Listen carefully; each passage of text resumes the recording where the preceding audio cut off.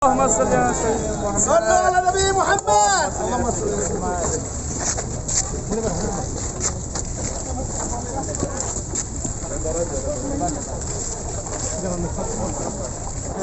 bahwa Islam itu peduli kepada kepemimpinan. Aslinya dalam bentuk musyawarah, tapi pakai demokrasi. Demokrasi itu bisa baik, bisa tak baik. 10 anak di kelas mau cabut, anak-anak kita ada cabut? Enggak, adanya online. Enggak cabut. Awak dulu jangan cabut. Terpukul sih doang. 10 anak ingin cabut pakai demokrasi, 10 orang. Lalu orang itu pun bertanya lah, hai guys, gimana kalau kita cabut hari ini? Kita terapkan demokrasi, oke? Demokrasi. Nan 9 setuju cabut, nan cie tidak setuju. Kalau gitu cabut apa enggak? Cabut. Kalau itu demokrasi kok elok enggak? Gara-gara demokrasi dah makunan 9 kok cabut. Dan suara yang menang adalah suara cabut. Tapi rupanya nan 10 anak kok sudah ngaji dengan Ustaz Jel Fatullah. Ustaz Jel Fatullah kok inyo sedang menilai ambo dari belakang bara somat kau dapat. Nyo senior ambo nyo kakak kelas.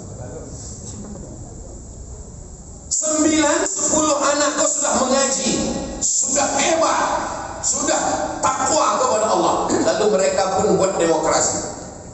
Ya akhi, hanya kalau hijrah dulu. Tidak guys ya. Hai brother, gimana kalau kita cabut hari ini? Yang setuju cabut cuma 9 tidak setuju. Waktu itu cabut apa enggak? Tidak. Demokrasi baik apa enggak? Tadi kecilnya enggak baik. Jadi kalau begitu yang masalah bukan demokrasinya tapi kurangnya. Lain jalan ama pun paham demokrasi. Itu orang bosanannya berceramah di Bukit Tinggi. Orangnya cerdas-cerdas, nakalnya rendah. Saudara yang dimuliakan Allah SWT, tidak ada masalah demokrasi. Yang masalah itu adalah orang yang memilih. 9 setuju cabut, jelek, negatif. 9 tidak setuju cabut, maka 9 itu yang menang. Baik bisa menang, salah bisa menang. Yang penting orang yang memilih.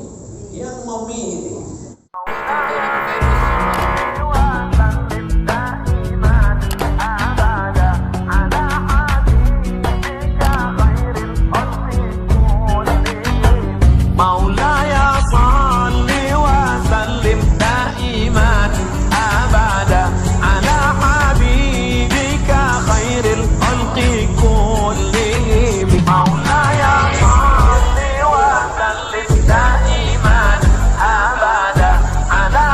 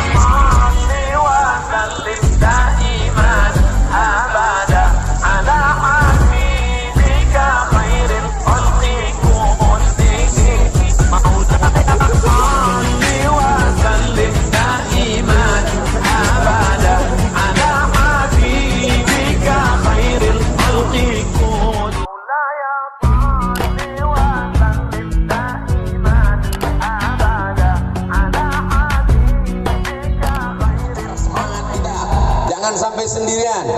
Wa minal isnaini ab'adu, setan menjauh kalau orang itu berjamaah.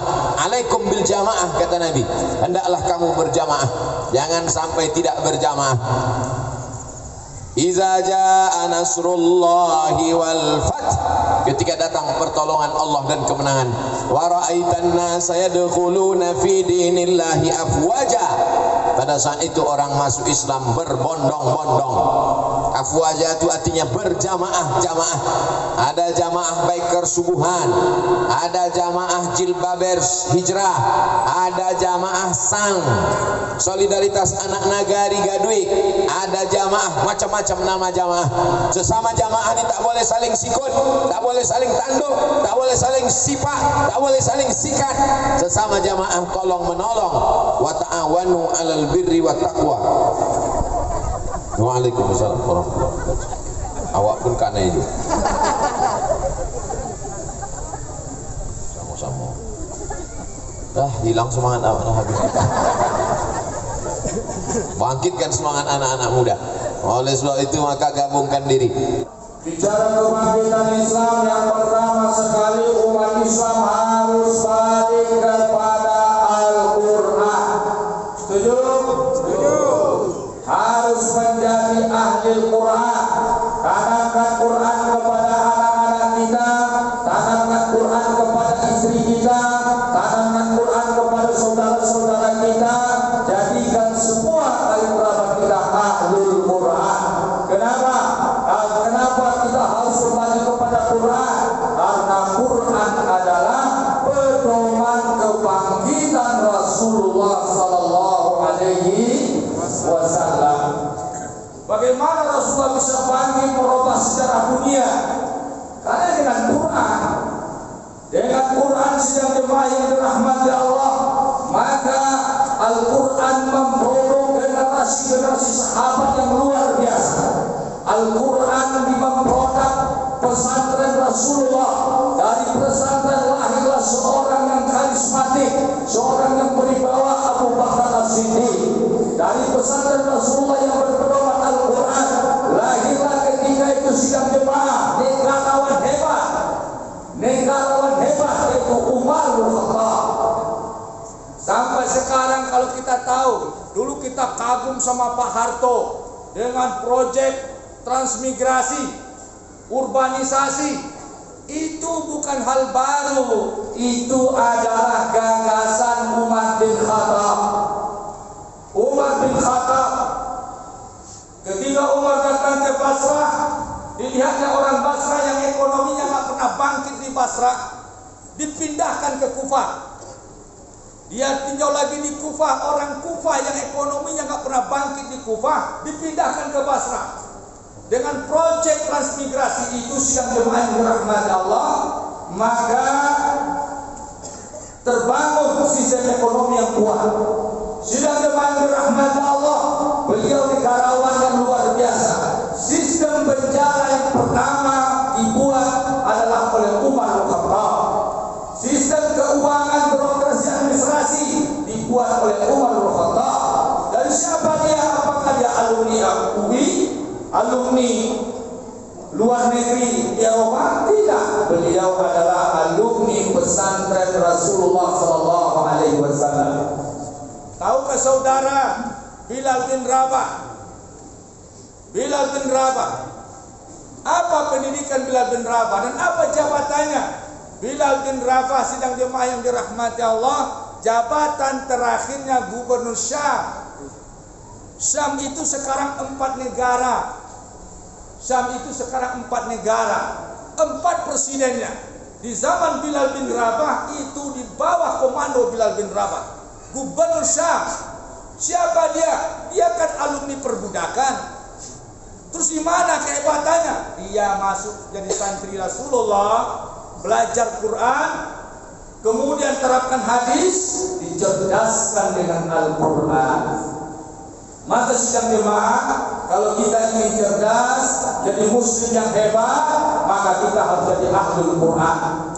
Kemudian sidang jemaah dirahmati Allah, lahir pengusaha hebat, pengusaha hebat. Siapa? Usman bin Affan. Dari mana dia? Juga alumni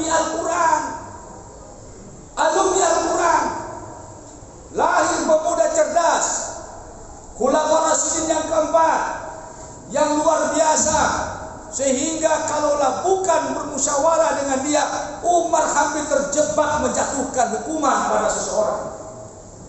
Sidang jemaah, siapa dia? Ali bin Abi Thalib, Abul Hasan, Ali bin Abi Thalib. Suatu hari sidang jemaah yang dirahmati Allah, Umar bin Khattab akan menghukum wanita yang melahirkan masa hamilnya 6 bulan.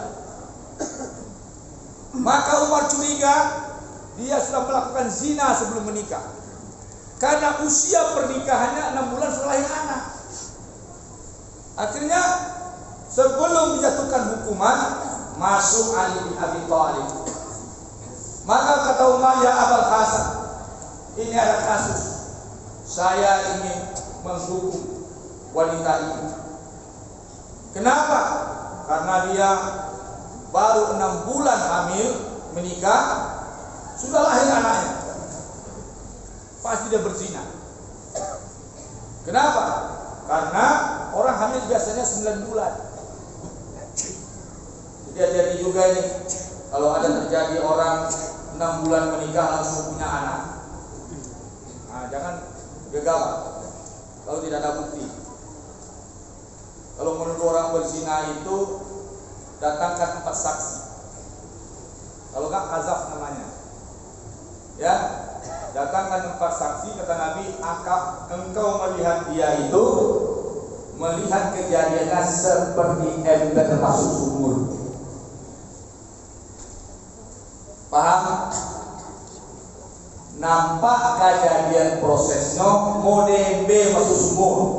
Assalamualaikum warahmatullahi wabarakatuh. Waalaikumsalam warahmatullahi wabarakatuh.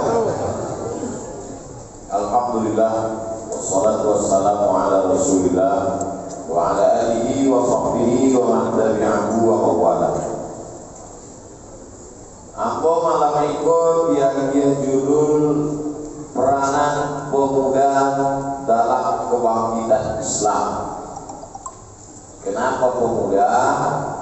Karena memang pemuda inilah yang diharapkan di masa akan datang. Betul. Nah, tua-tua itu orang kita doa. Jangan sakit hati. Ada penerjemah Nabi waktu di Madinah, namanya Zaid bin Sabit. Siapa namanya? Zaid bin Sabit. Ta'allamtuhu wa 'azaqtuhu. Aku belajar bahasa Yahudi dan aku paham sepaham-pahamnya bahasa Yahudi. Selalu surat-surat Nabi itu Zaid bin Sabit menulisnya pakai bahasa Yahudi. Surat orang Yahudi ke Nabi diterjemahkan oleh Zaid bin Sabit. Bara umur Zaid bin Sabit waktu Nabi menikah Ishrun sana, 20 tahun. Nabi menikah umur Zaid bin Sabit 20 tahun. Jadi kalau begitu waktunya jadi penerjemah Nabi itu umurnya antara 15, 6 balik, 7 balik, 8 balik, 19. Alhamdulillah ada anak muda Baswo sama Mpo di Mas Haji. Ustaz, saya dari Fakultas Sastra Inggris. Apa yang bisa saya lakukan? Ambo tadi saya bin Sabit, maka Ambo mintanya menerjemahkan ceramah Ambo. Terjemahkan dalam bahasa Inggris. Buat terjemah di bawah, bantu pilih-pilih barat itu pakai terjemah bahasa Inggris. Insya Allah sampai kini tadi baik. Alhamdulillah. Coba kalau ceramah-ceramah itu diterjemah ke bahasa Inggris. Nanti Fakultas Bahasa Mandarin diterjemah pula bahasa Mandarin. Mungkin 2-3 orang kan dapat hidayah, ya tak? Iya betul. 2-3 mendapat hidayah, nak kalimu ke anak mengirim sniper. Nembak kapal bawah. Contohnya, who is this? Abdul Somad, kill him. Tapi poin yang ingin aku ambil adalah bahwa penterjemah Nabi itu anak muda. Jangan bayangkan penterjemah Nabi itu orang tua, umur 55 tahun, hampir pensiun. Sudah, anak muda. Oke. Nah, ada masalah? Aku capek-capek.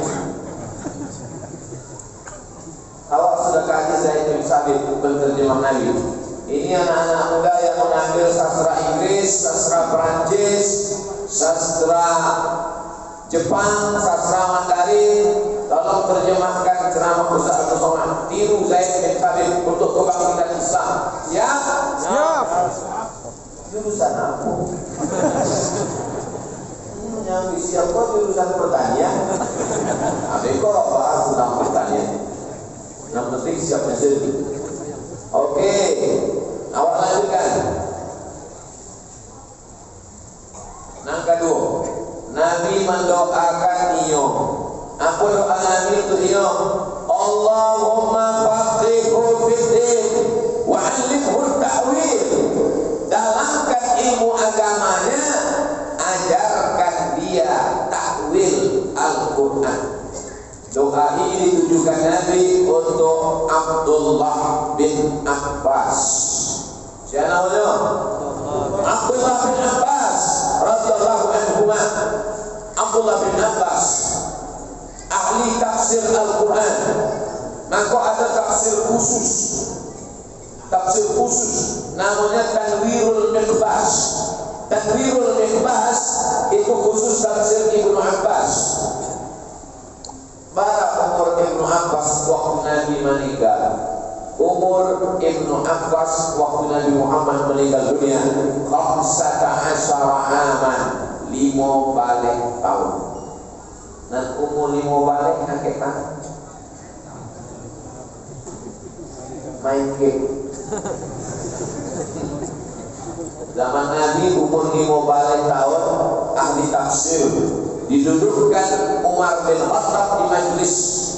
Di majlis Umar bin Khattab didudukkan Abdullah bin Abbas.